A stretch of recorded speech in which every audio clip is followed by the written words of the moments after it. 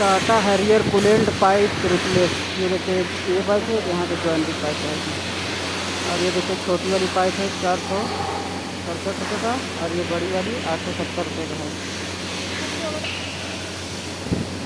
Tata Harrier ये गाड़ी है।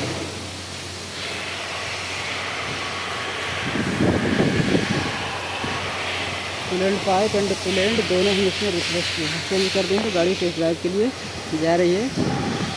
क्या लेने के बाद हीटिंग वीटिंग ये सब कोई लाइट या हीटिंग का रेट क्या है टेस्ट ड्राइव में सब पता चलेगा। कूलेंट पाइप दोनों चेंज कर लिए और कूलेंट भी इसका चेंज हुआ है। Tata Harrier BS6 diesel engine.